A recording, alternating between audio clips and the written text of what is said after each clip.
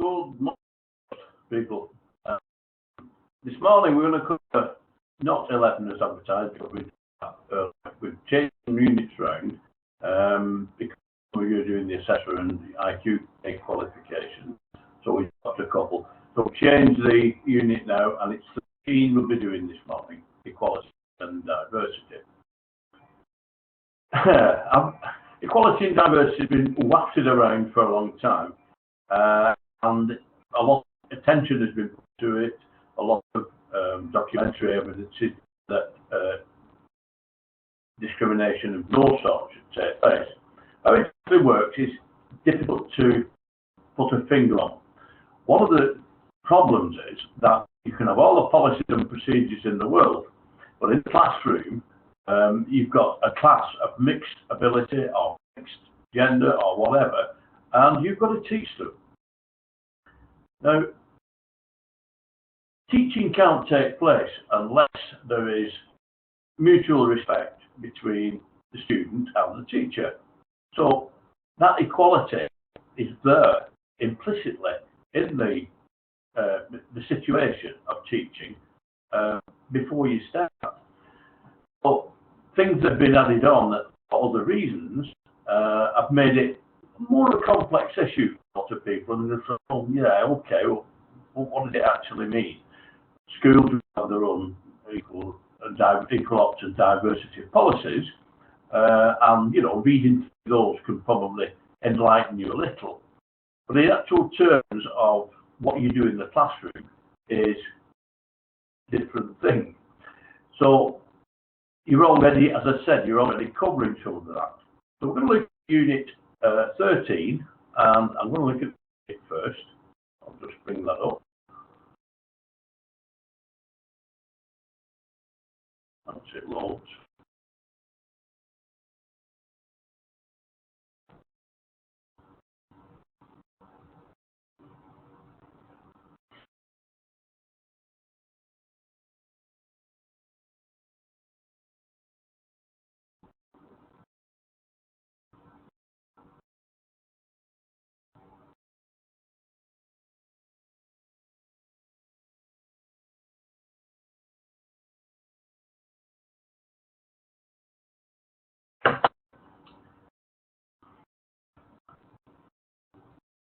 We can look at the first learning objective, which is to understand the key features of culture, which promotes equality, and a culture which promotes equality and diversity. A culture has to have, for a start, an equality and diversity policy. Yeah. So it asks you to define the meanings of equality and diversity in the UK context, analyse the benefits of promoting it, define legislation, employment regulations and codes of practice relevant to the promotion of equality and valuing diversity. That is in a general sense. We're looking at it from an educational point in this unit to a certain degree. And again, the blanket cover is in here, not just the educational part of it. So the second part for learning objective 2 is understand the importance of promoting equality and value diversity in lifelong learning. As you know, we've got schooling from 6, 7 years old, that goes right through until 16. And then 17 to 19, we've got higher education. And 19 plus, we've got either university education or further education and higher education. Those are split into different areas. Of course, apprenticeship to practical side of things, and also you've got the academic side of things for people that are going to do qualifications for business, same as you're doing now, some of the people are doing now with the college, or it will be to practical tests and qualifications of that time. Each of those areas will require a different approach to equality and diversity. So understanding the importance of promoting it. In earlier units, you've covered classroom problems with the classroom and classroom security. Some of that we'll be able to cross-reference. So I'll come to that later. That we'll be able to cross-reference across to other units that you've already completed. Extra practice in providing individual learning information. Now, quite often we'll do this during the initial assessment stage. It can be actions you can take to value particular individual learners. It may be that you've got learners with a particular problem. And then reflect on promotion of equality and diversity can protect learners from harm. Well, again, that feeds into the bullying part of the classroom guidance. And again, you'll have covered some of that already. 3.1, be able to promote equality and value diversity.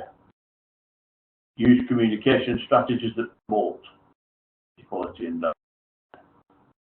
This is how you communicate.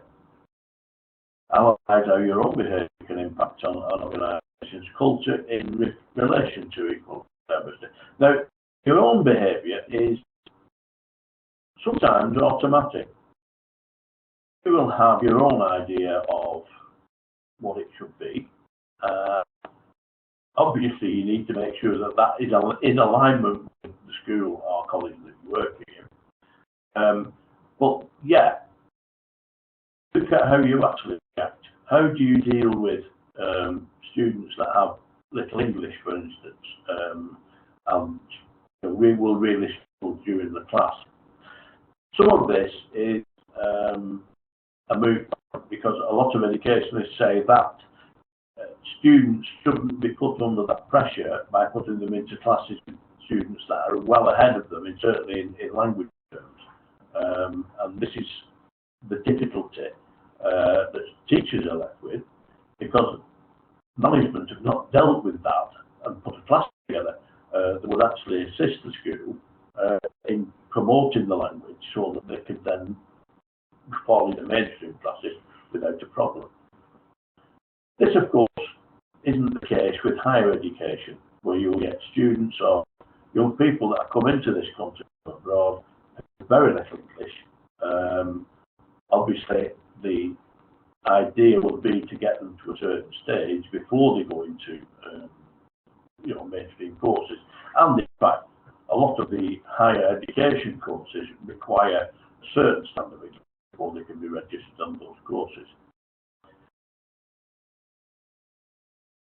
Understand how to help others in the promotion of equality and diversity. This is working together with other teachers, putting together plans and obviously talking about the students that you've got and dealing with any issues that have arisen so that you're all aware of the situation, and it helps your colleagues, and the colleagues should help you in reverse if you've got particular issues with students that you all have at some team. 5 is be able to review your own contribution. This is a reflectory one, like each of the things you've done before will have a reflection stage, looking at your own strengths in promoting it, evaluate the impact of your own practice, identify areas for personal development in promoting equality and valuing diversity. A lot of times this can be done by reading, and there's myriads of material out there on the net or in books that will offer suggestions in terms of how you go about this operation. The purpose of the unit is to enable the learner to understand how to promote equality and value diversity. Learners will understand how to work with others and do this and review the contribution to their own practice. A lot of, even if you go in, as I mentioned earlier, programs now, they have a separate unit now for it's called diversity and working with others, and this is an addition to their programs that have made sure that this is embedded to the programs.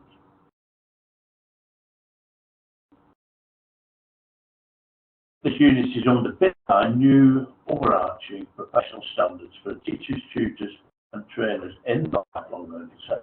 That was back in 2007. There's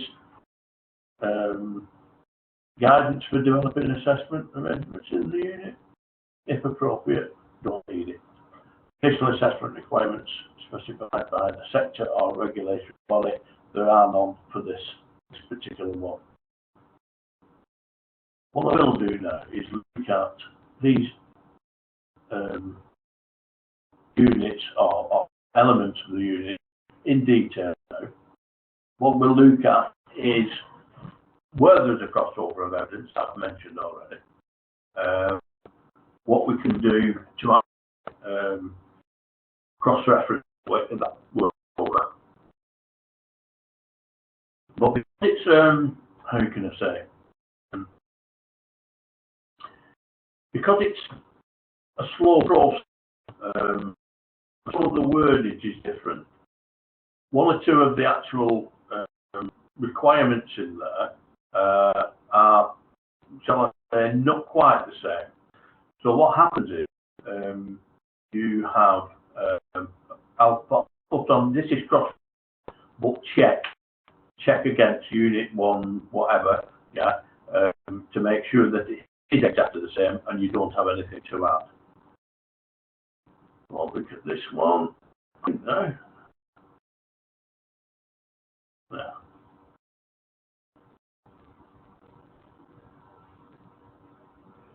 For some reason my computer being usually slow.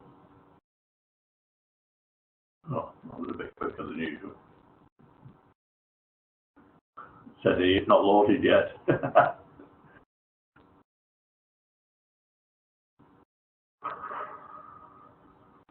This is the assignment front sheet you see on all the units. Been these before. Gosh, it is very slow loading this moment.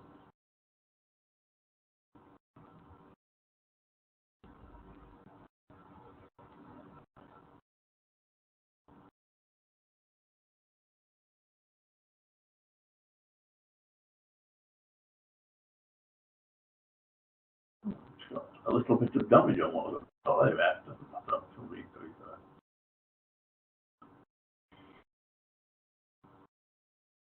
again, it said define the meanings of equality and diversity in the UK context, because obviously equal legislation is around in other countries, but it may not in the same format, it may not go as far as it does in the UK, it may even go further. It certainly depends on the country. And how it's actually worked in the real world is somewhat different, right? So, review equal legislation I've put there for that one. Equal legislation, yeah. Equality and diversity are covered by the law, so really you just need to look at those and look at what their legislation actually says for your response to that. Yeah. And really just need to put a piece about that. Unit 2 is analyse the benefits of promoting equality and diversity for individual learners. Now this cross-refers to Unit 1, Learning Objective 4.2. Your explanation needs to be expanded into analysis. Now that's why command verbs here, analyse. Yeah, that's justifying. You just say what it is. So if you analyse something, then you maybe need to expand what you've done at 4.2, but it will be in that area. So that will be, look at what you've written. If it does cover this, then actually you can see Unit 1, 4.2, you're going to write. This is extra for that.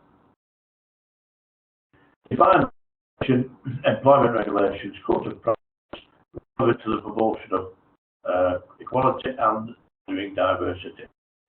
Identify the UK legislation. Just go through it, and again, it's defined, so it's just listing what it is.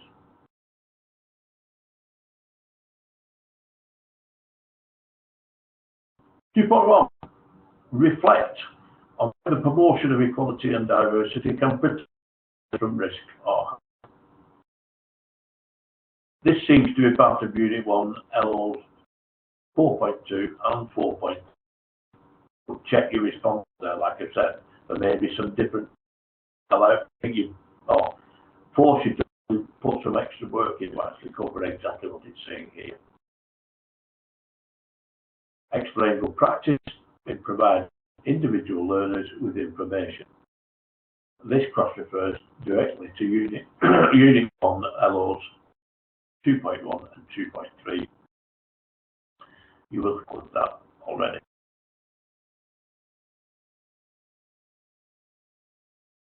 Oops, a bit too far.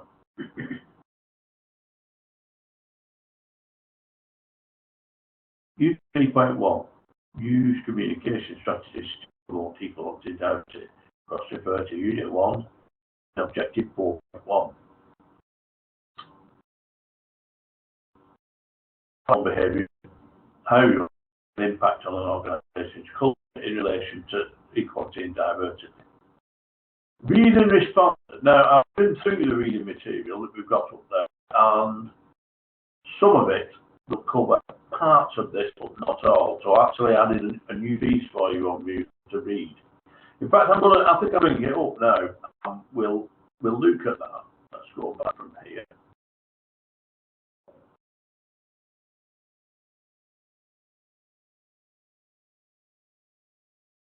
Excuse me, I'm going to drink and that.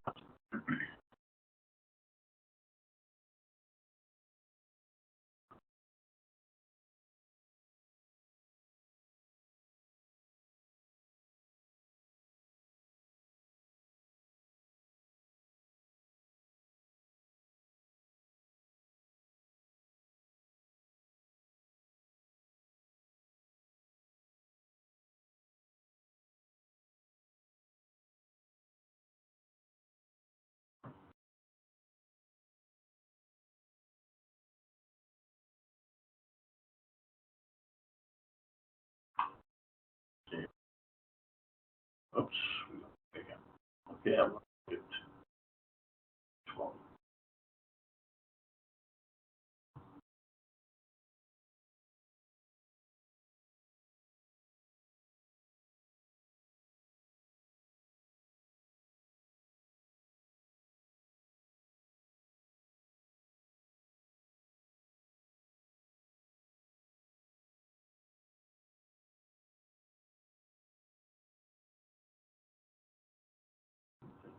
See, I'm not sure what it is.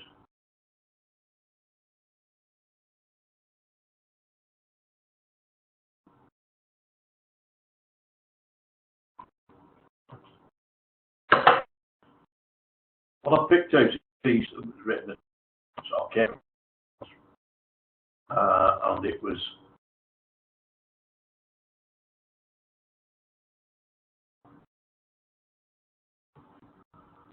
picked up the wrong. It needs to go again for some reason. It's jumped onto a different. I don't know why it's not. I'm not an expert in IT, fortunately. We'll get back to that in a second.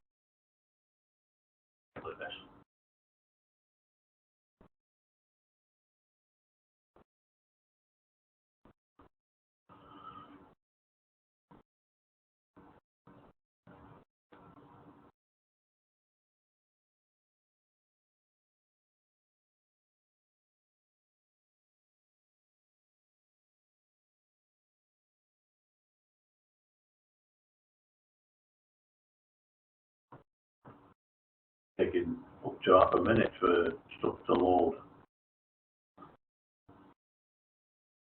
As I've said, equality and diversity is a very wide subject, and it requires quite a bit of detail to make sure that your college is complying with the program and the that's by yourself. Most of the legislation is covered by the documents within the college or school. and those make a big impact on how you respond.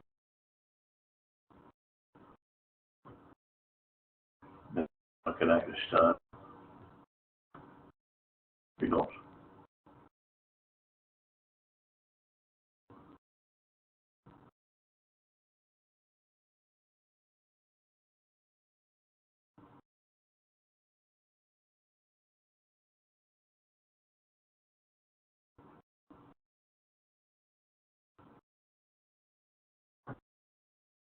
now, when this piece starts out, it starts to talk as though you're going to get a history lesson, and a lot of the detail of the two stories are relevant to the information he puts in later on.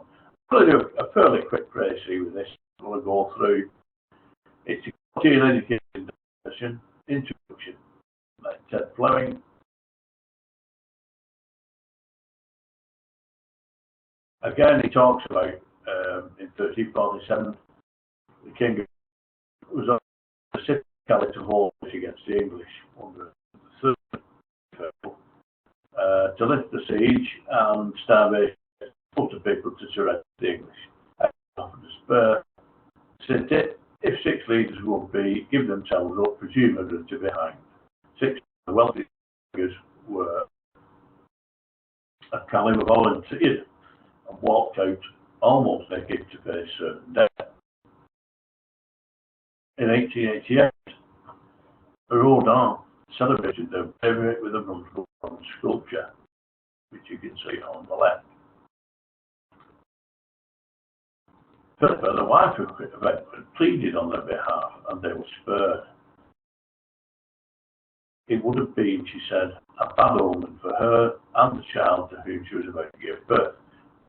Forces were expressed over these events 650 years ago. The discourse of the king, the talk of war, treaties, death, and procedures. The discourse of the queen, talking about mercy and people, with everything taking place to the welfare of the child.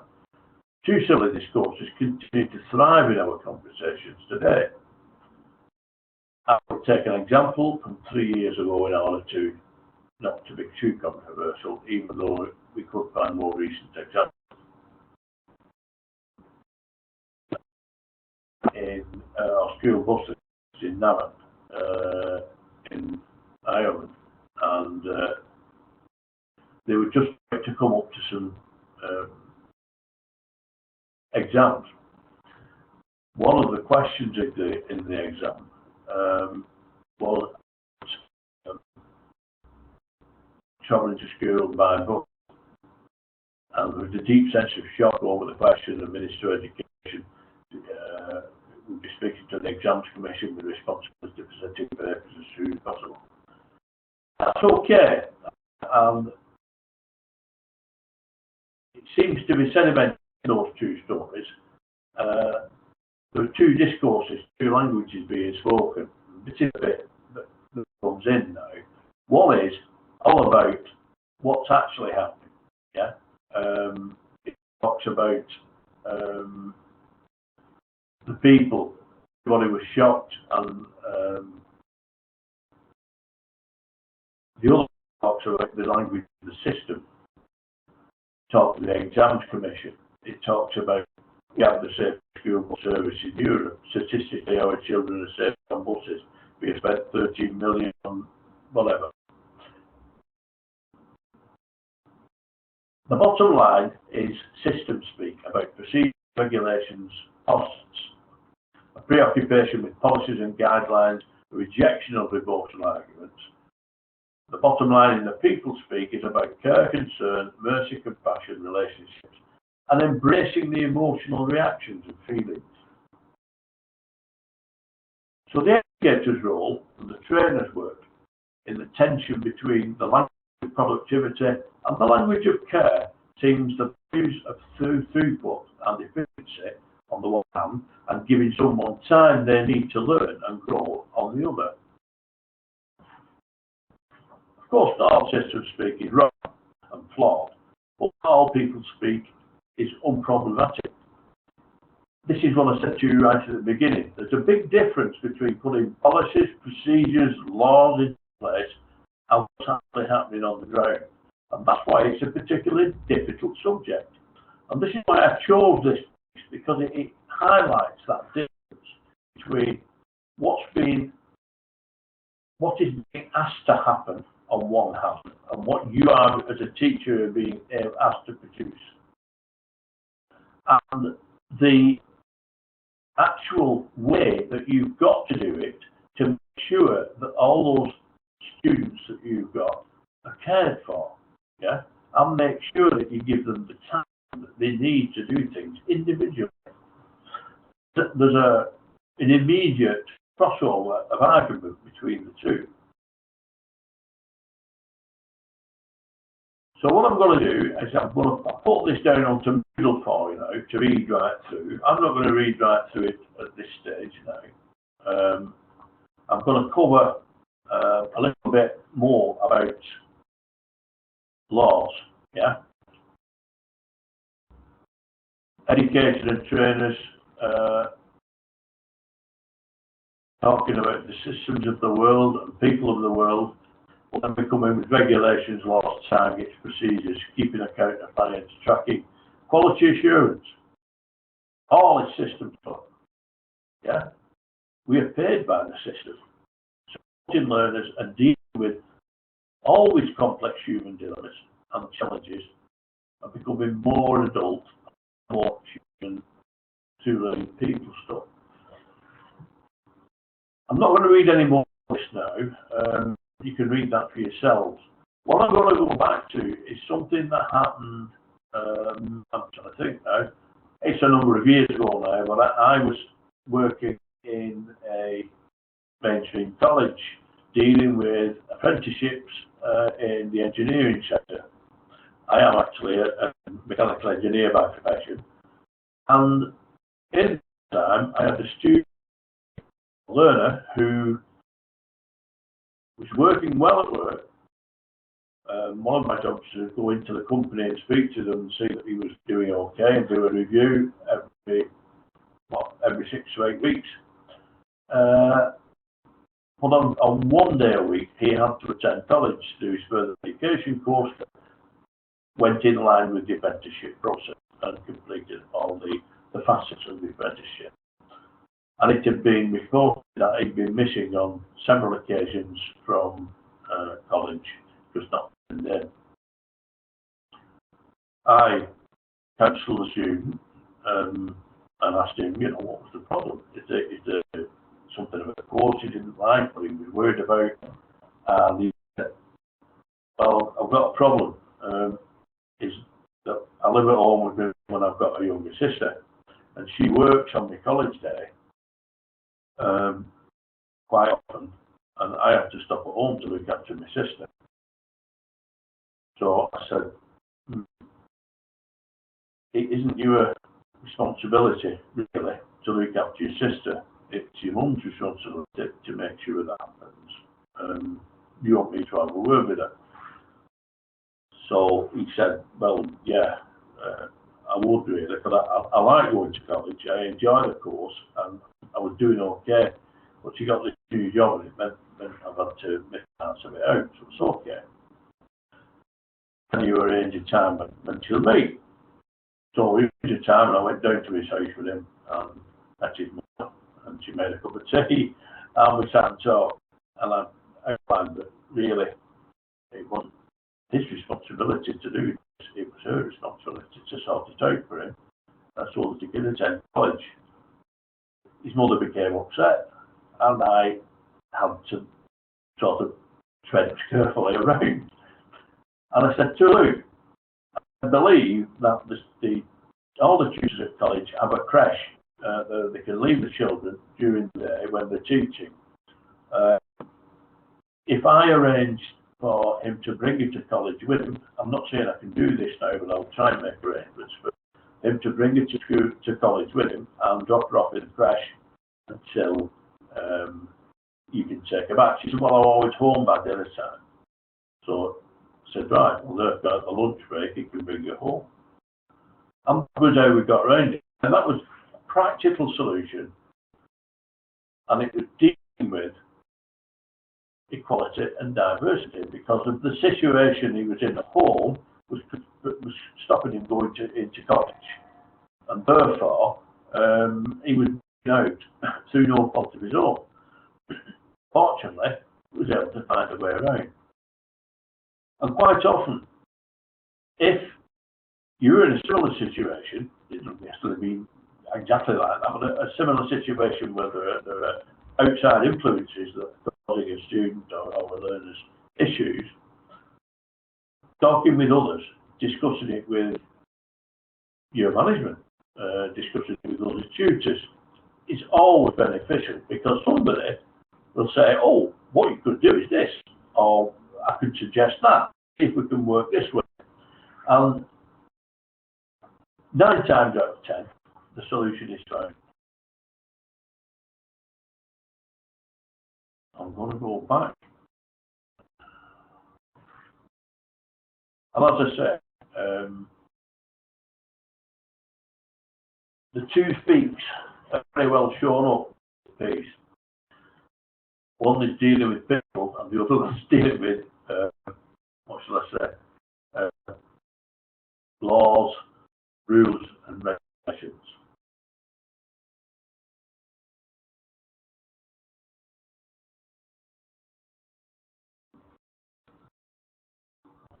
So,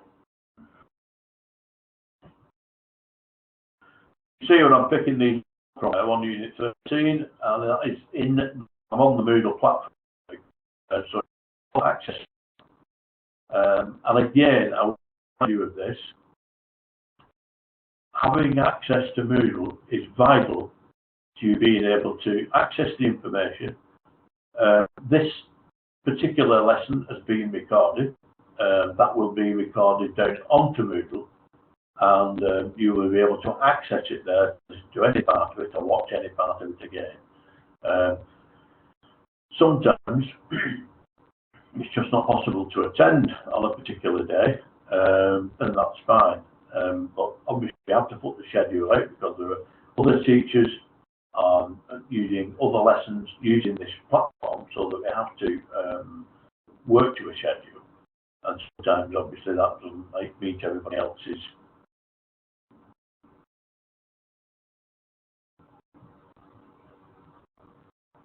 situation. And obviously they're not able to attend those days, but make sure, if any of you haven't got access or don't know how to access Moodle, please contact, email, whatever, and we'll send you the details back on how to access that. For those of you that's completed work on any of the units, please, by all means, send those in. And you can actually deposit them on Moodle for me to pick up, or you can email them to me. I don't mind which way you do it, because I need to start looking at the assessment of those now, so that we can move forward as fast as possible. So, I'll thank you all for attending, and I'll close this meeting now.